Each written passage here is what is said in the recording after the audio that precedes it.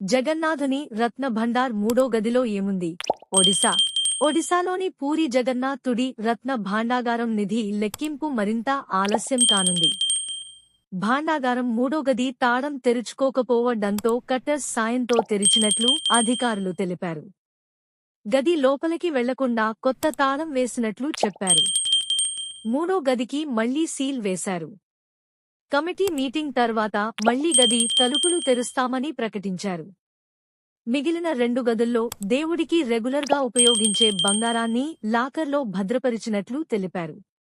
రత్న భాండాగారం మూడో గది తాళాలు పని చేయకపోవడంతో భారీ కట్టర్ మిషన్లతో తాళాలను ఆలయ సిబ్బంది కట్ చేశారు.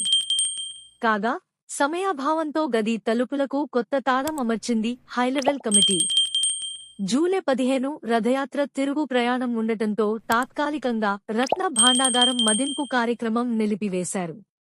మరోసారి హైలెవెల్ కమిటీ భేటీ తర్వాత సమయం నిర్ణయిస్తామని ఆలయ అడ్మినిస్ట్రేషన్ అధికారి Arvind Padi, high level committee chairman justice Vishwanath Rath తెలిపారు. కొత్తగా ఏర్పాటు చేసిన తాళాన్ని జిల్లా ఖజానా కార్యాలయంలో అధికారులు భద్రపరచనున్నారు. పాత తాళంతోనే మొదటి 2 డోర్లు ఓపెన్ చేశాం.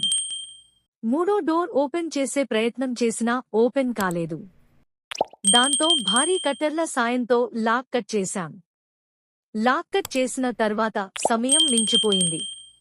దాంతో ఆ గది లోపలికి వెళ్లలేదు. వెంటనే తలుపులు వేసి కొత్త తాళం బిగించాం.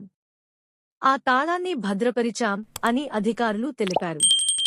కాగా 1978లో పూరీ జగన్నాథుడి రత్న భాండాగారాన్ని చివరిసారిగా తెరిచారు.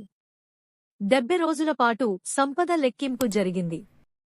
128 కిలోల 454 బంగారు ఆభరణాలు, 221 కిలోల 293 వెండి ఆభరణాలు గుర్తించారు.